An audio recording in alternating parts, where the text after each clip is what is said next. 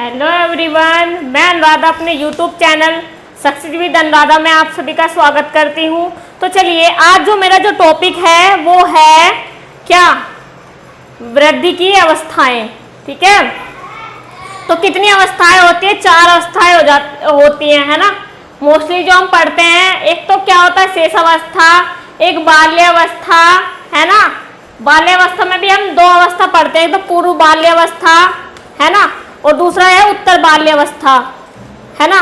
फिर उसके बाद किशोर अवस्था, फिर उसके बाद प्रौढ़ अवस्था, है ना। तो 4 अवस्थाएं हम पढ़ते हैं। तो चलिए हमारी पहली अवस्था है शेष अवस्था। हम क्या पढ़ते हैं? ये जो शेष अवस्था होती है, ये इसका जो काल होता है वो होता है जन्म से लेके 2 वर्ष तक, है ना।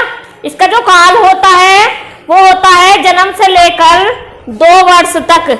ठीक है, तो 2 वर्ष तक इसका जो उपनाम है, इसको बुलाते कौन कौन से नाम से? इंपोर्टेंट है भाई, बहुत ज्यादा मोस्ट इंपोर्टेंट, बार बार हमारे एग्जाम में पूछा जाता है, बार बार ये एग्जाम में आता है कि आदर्श काल किस अवस्था को कहा जाता है। तो आप कौन सी अवस्था को बताओगे?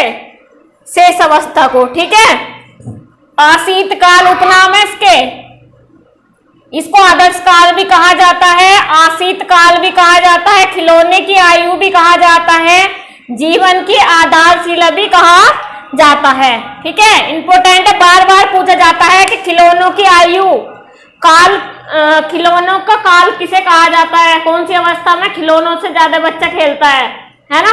तो कौन सी अवस्था में खेलता है? शेष अवस्था में, है ना। और आशीत काल, कौन सा आशीत काल? आशीत काल यानी कि पूर्ण रूप से दूसरे पर निर्भर रहना।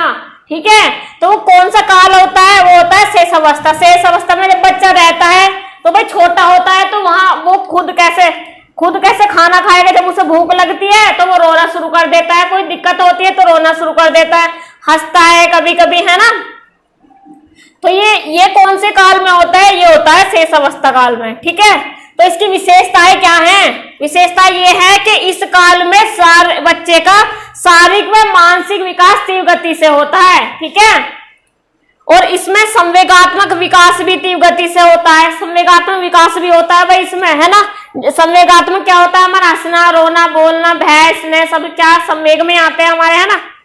सीखने की क्षमता का तीव्र गति से विकास, देखा नहीं, बच्चे जैसे बच्चों को, छोटे बच्चों को सिखाते हैं वो वैसे ही सीखते हैं। अगर उसे मुंह बनाना सिखाएंगे, नाक चिढ़ाना सिखाएंगे तो वही सीखेगा देख के, है ना। भावात्मक विकास होता है इस अवस्था में, माता पिता पर निर्भर रहता है ना बच्चा, है ना।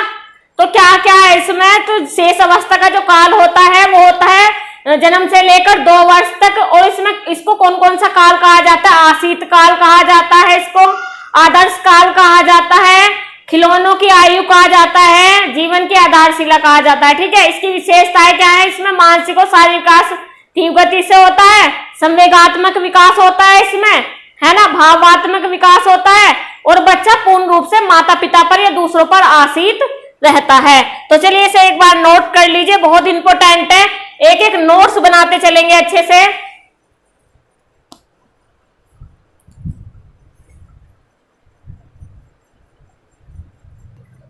चलिए ये देखिए, जो बाल्य अवस्था है ये 2 भागों में डिवाइड है ना। जो बाल्य अवस्था है ये 2 भागों में डिवाइड है।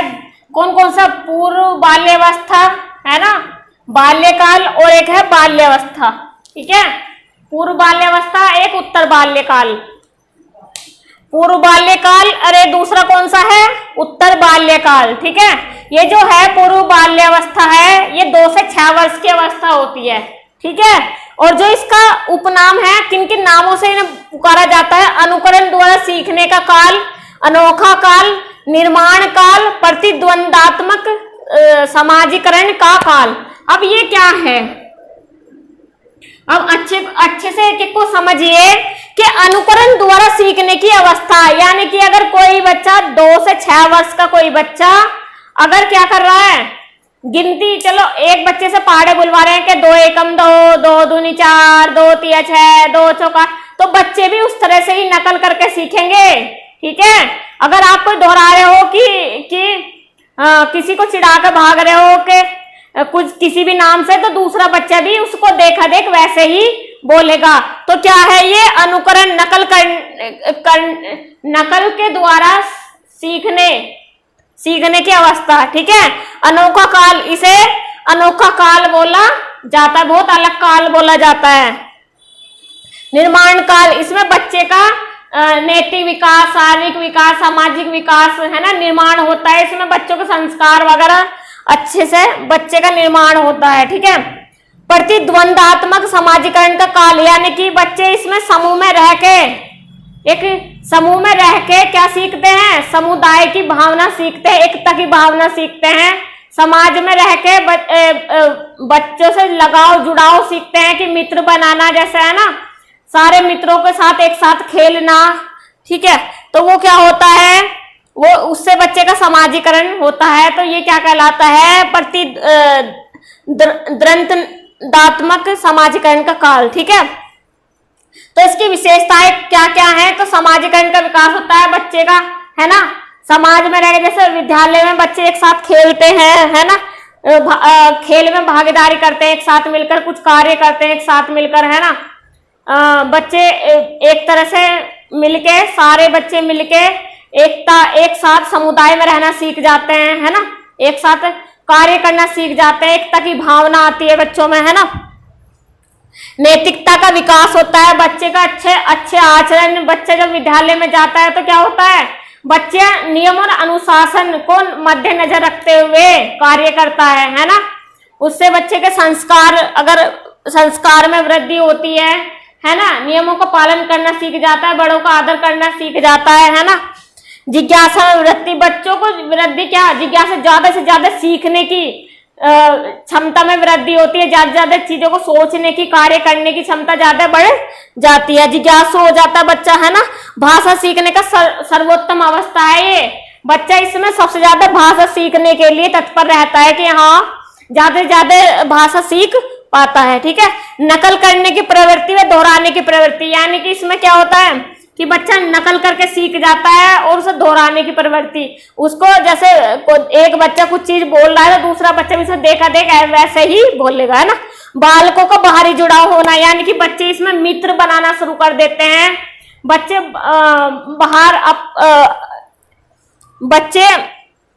बच्चों का बाहरी जुड़ाव ज्यादा होने लगता है। ठीक है, जैसे मित्र बनाते हैं बच्चे। तो चलिए इसे नोट कर लीजिए अच्छे से।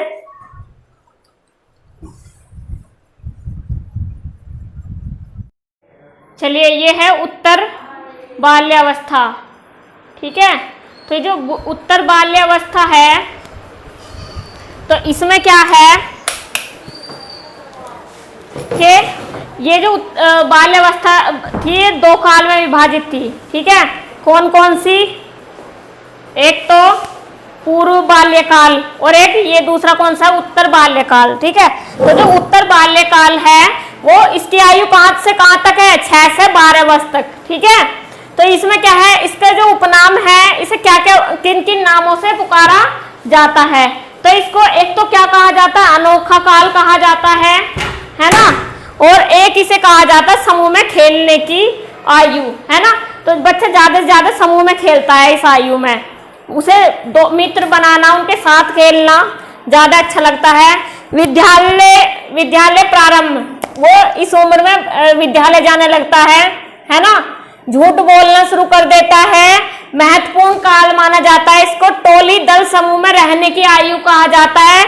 बच्चा ज्यादा से ज्यादा क्या करता है? समूह में रहना पसंद करता है, टोली में रहना पसंद करता है कि जहां भी जाना है सारे मित्र को साथ लेके जाना है। ठीक है, मिथ्या परिपक्वता काल माना जाता है, इसे स्थूल सक्रियात्मक काल कहा जाता है। ठीक है, यानी कि ज्यादा से ज्यादा किसी कार्य में सहभागी, ज्यादा से ज्यादा सारे बच्चों के साथ मिलकर किसी काम में भागीदारी करना, है ना।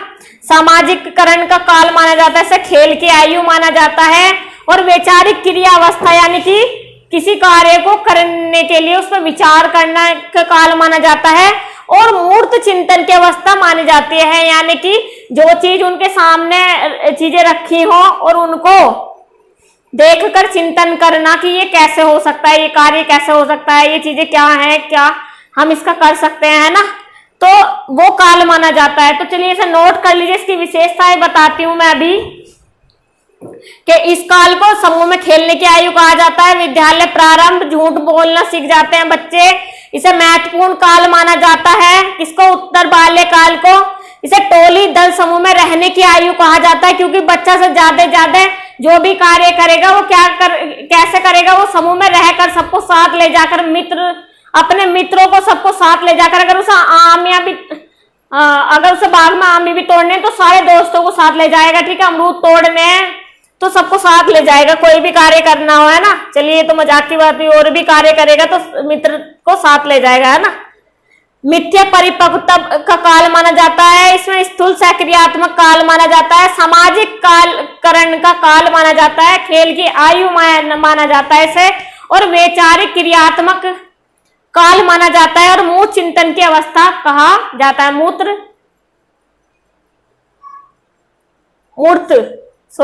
मूर्त चिंतन की अवस्था माना जाता है। चलिए इसे नोट कर लीजिए एक बार।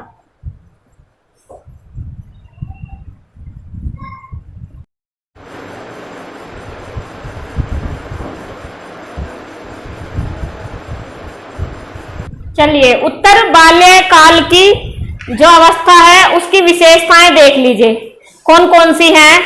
इसमें बच्चे का नैतिक सामाजिक बौद्धिक तर्कशीलता का व्यापक विकास होता है, ठीक है। इस अवस्था में, कौन सी अवस्था में? उत्तर बाल्यकाल अवस्था में, ठीक है। ये बाल्यावस्था की सेकंड अवस्था है। ये दो भागों में बाल्यावस्था दो भागों में विभाजित की गई है। कौन कौन सी? एक तो पूर्व बाल्यावस्था और दूसरी कौन सी है? उत्तर बाल्य अवस्था, ठीक है। तो इसकी विशेषता देख लीजिए। बच्चों में बौद्धिक, नैतिक, सामाजिक तर्कशीलता का व्यापक विकास होता है इसमें, ठीक है। रुचि में वृद्धि होती है, जिज्ञासा में प्रबलता का विकास होता है, यानी कि ज्यादा से ज्यादा क्या होता है?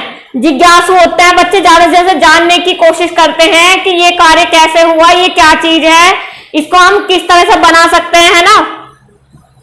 स्मरण शक्ति का विकास, बच्चों को याद करने की शक्ति जो होती है ना, वो उसका ज्यादा से ज्यादा इस अवस्था में विकास होता है ना। बच्चों की समूह भावना जो होती है उसमें विकास होता है बच्चे का, ठीक है। जैसे समूह भावना का विकास, ठीक है। अब कैसे? कि समूह में रह के कार्य करना और समूह में ही खेलना, ठीक है। यानी कि उसने बहुत सारे मित्र बनाए, उनके साथ ही तो काम करना, उनके साथ खेलना कूदना, है ना। समलैंगिक व्यक्ति को ही मित्र बनाना, यानी कि अपने जैसे लड़का है तो लड़कों को ही मित्र बनाएगा, है ना। तो क्या है कि समलैंगिक व्यक्ति को ही क्या? मित्र बनाना। अनुशासन व नियमों को समझ, जब बच्चे विद्यालय जाता है तो इस उम्र में बच्चे को पता चल जाता है कि अनुशासन व नियम किस लिए रखे गए हैं, क्यों इनको फॉलो करना चाहिए, है ना। और खोजी दृष्टिकोण एवं घूमने की प्रवृत्ति, बच्चों में ज्यादा से ज्यादा चीजों को खोजने की प्रवृत्ति का विकास होता है। और क्या होता है? घूमने की प्रवृत्ति का, ज्यादा ज्यादा घूमना पसंद करते हैं बच्चे इस उम्र में, ठीक है। शारीरिक विकास तो इस उम्र में कैसा होता है? मंद होता है, धीमी पड़ जाती है शारीरिक विकास की जो गति है, ठीक है। और मानसिक विकास इस उम्र में तीव्र गति से होता है ना। तो चलिए इसे नोट कर लीजिए। इसको उत्तर बाल्यकाल को 6 से 12 वर्ष तक का काल माना गया है। तो चलिए इसे नोट कर लीजिए अच्छे से, इंपॉर्टेंट है। पूछ लेगा एक नंबर में कि ऐसी अवस्था बताओ जिसमें बच्चे समलैंगिक व्यक्ति को मित्र बनाते हैं या फिर खोज दृष्टिकोण एवं घूमने की प्रवृत्ति रखते हैं, ऐसी कौन सी अवस्था का बच्चा है, ठीक है। तो ये इंपॉर्टेंट है, पूछ लेगा। 1 या 2 नंबर में आ जाते हैं, इंपॉर्टेंट है बहुत ज्यादा, तो आप इसे अच्छे से नोट करेंगे, इंपॉर्टेंट है। चलिए ये है किशोर अवस्था। कौन सी अवस्था? ये है किशोर अवस्था। और ये क्या है? ये कौन सा काल माना गया है? ये 12 से लेकर 18 वर्ष तक का काल माना गया है ना। इसके उपनाम कौन कौन से? इंपॉर्टेंट है भाई, अच्छे से पढ़ेंगे। मैं बार बार बोल रही हूँ कि इंपॉर्टेंट है, बार बार एग्जाम में पूछे जाते हैं, ठीक है। तो चलिए इसे अमूर्त चिंतन की अवस्था माना जाता है। यानी कि कोई चीज हमारे वस्तु, कोई भी वस्तु, घटना, कुछ भी है हमारे सामने नहीं है, ठीक है, और फिर भी हम उसके बारे में सोचते जा रहे हैं। चलो एक गाड़ी के बारे में सोच रहे हैं कि भाई वो गाड़ी हमें मिलनी चाहिए, वो किस तरह से कैसी दिखती होगी, है ना, या किसी ऐसी चीज के बारे में सोच रहे हैं जो हमारे सामने नहीं है, ठीक है, जैसे किसी चीज की कल्पना करना, है ना। तो जीवन का स्वर्ण काल इसे माना गया है, दल भक्ति की अवस्था माना गया है ना, जैसे नेतागिरी करना, बच्चे तो चल भाई किसी समूह में, किसी दल में रह के कोई पार्टी, जैसे कोई इलेक्शन लड़ रहा है तो उसमें चल रहे हैं ना। एज ऑफ ब्यूटी, इसे सुंदरता की क्या कहा गया है, उम्र कहा गया है ना। प्रबलता, दबाव, तनाव, तूफान एवं संघर्ष का काल माना गया है। ये किसने कहा, स्टेनले होल ने, है ना। इसे क्या तूफान की अवस्था माना गया। इंपोर्टेंट है, ये पूछा जाता है कि तूफान की अवस्था कौन सी होती है ना, तनाव की अवस्था कौन सी होती है, संघर्ष की अवस्था कौन सी होती है। यह अटपटी या उलझन की अवस्था माना जाता है। इसे द्रुत एवं तीव्र विकास की अवस्था माना गया है। जीवन का सबसे कठिन काल इसे माना गया है। बसंत काल इसे कहा गया है। उथल पुथल की आयु कहा गया है, और इसका स्थिरता का काल माना गया है। इसे कठिन, बहुत कठिन काल माना गया है, और सबसे ज्यादा समस्या इसी काल में आती है। समस्याओं की आयु या काल माना गया है इसे, ठीक है। तो इंपोर्टेंट पूछा गया है, बार बार पूछा गया है कि इसकी तनाव या तूफान की आयु बताइए, है ना। इसमें सबसे ज्यादा, यानी कि सबसे ज्यादा तनाव में जो बच्चा रहता है वो कौन से वर्ष में होता है ना। इस अवस्थाओं में सबसे कठिन काल कौन सा माना गया है, तो आप क्या कहोगे, किशोर अवस्था, ठीक है। अमूर्त चिंतन की अवस्था माना गया है। इसे जीवन का स्वर्ण काल माना गया है। तूफान की अवस्था माना गया है। एज ऑफ ब्यूटी माना गया है, और इसे दल भक्ति की अवस्था माना गया है। उलझन की आवश्यकता माना गया है। उथल पुथल की अवस्था मानी गई है। द्रुत एवं तीव्र विकास की अवस्था मानी गई है। कठिन काल माना गया है। संवेगात्मक परिवर्तन का काल माना गया है, और इसे बसंत काल माना गया है। अस्थिरता का काल माना गया है, और इसे बोला गया है समस्याओं की आयु। तो इसे एक बार नोट कर लीजिए, इसकी विशेषताएं मैं अभी आपको बता दूंगी। चलिए अच्छे से पढ़ेंगे, अच्छे से नोट्स बनाते चलेंगे, क्योंकि इंपोर्टेंट है, 1-2 नंबर में आपसे पूछ लिया जाता है। चलिए स्टार्ट करते हैं। किशोर अवस्था की विशेषताएं, है ना। तो इनकी विशेषताएं क्या है कि किशोर अवस्था में आकर बच्चे की सामाजिक, संवेगात्मक और भावात्मक, मानसिक क्रिया, शारीरिक क्रिया का संपूर्ण विकास हो जाता है, ठीक है।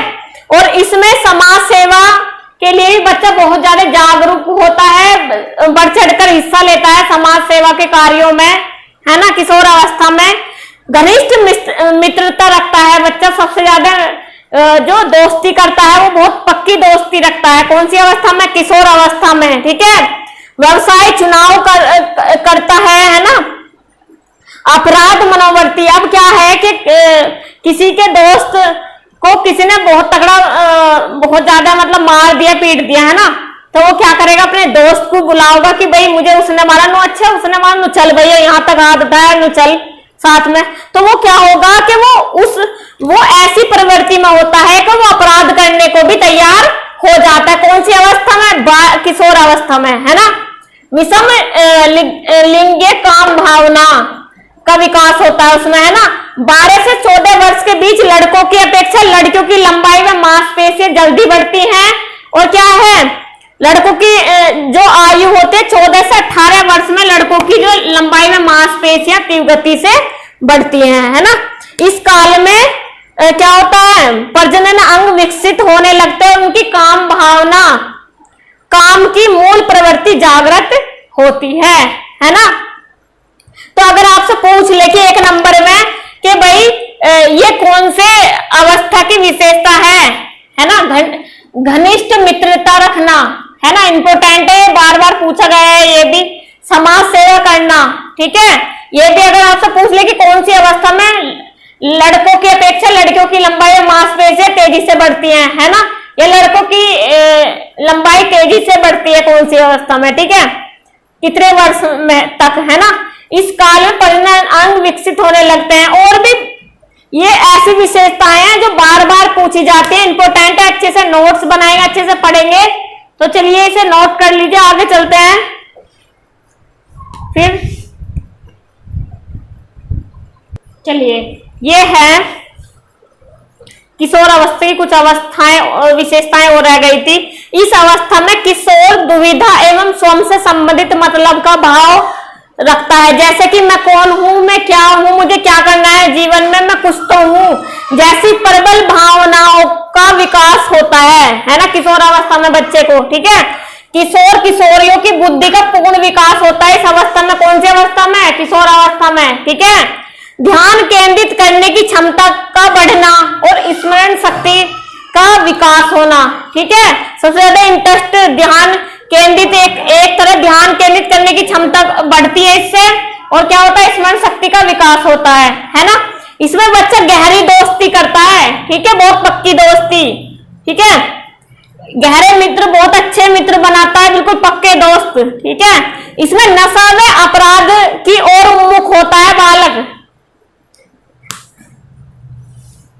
और क्या है, इस अवस्था में शिक्षक मित्रों और अभिभावकों को सही मार्गदर्शन करना चाहिए। किसका? वे सही सलाह देनी चाहिए, किसको? बच्चे को। ठीक है, और फोर्थ अवस्था कौन सी? युवा प्रौढ़ अवस्था। ठीक है, प्रौढ़ अवस्था ये 18 से 40 वर्ष तक की होती है, और इसमें यह अवस्था मानव विकास में एक निश्चित परिपक्वता ग्रहण करने से प्राप्त होती है। तो इसे अच्छे से नोट करेंगे, इंपॉर्टेंट है भाई, एक एक पॉइंट इंपॉर्टेंट है, एक एक पॉइंट, क्योंकि मुझे पता है बार बार एग्जाम में आते हैं ये क्वेश्चन।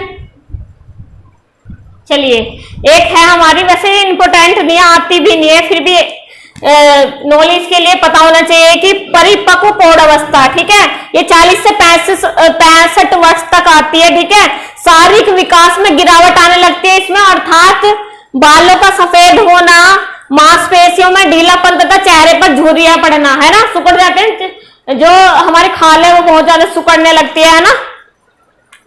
वृद्ध अवस्था, है ना, वृद्ध प्रौढ़ अवस्था ये 65 से अधिक होती है। इसमें शारीरिक क्षमता का कमजोर होना, है ना, सामाजिक, आध्यात्मिक, धार्मिक तथा सांस्कृतिक क्रियाकलापों के प्रति रुझान होना, यानी कि जैसे तीर्थयात्रा करना, धार्मिक स्थलों पर, है ना, और क्या करना, सामाजिक कार्यों में भाग लेना, है ना, सांस्कृतिक कार्यों में भाग लेना, धार्मिक और आध्यात्मिक कार्यों में भाग लेना। ठीक है, तो चलिए ये जो टॉपिक है आज हमारा यही समाप्त होता है। बहुत ज्यादा इंपॉर्टेंट टॉपिक है, साथ के साथ नोट्स बनाते चलेंगे। चैनल को ज्यादा से ज्यादा शेयर करें, लाइक करें और ज्यादा सब्सक्राइब करें। चलिए धन्यवाद, मिलते हैं नेक्स्ट टॉपिक के साथ।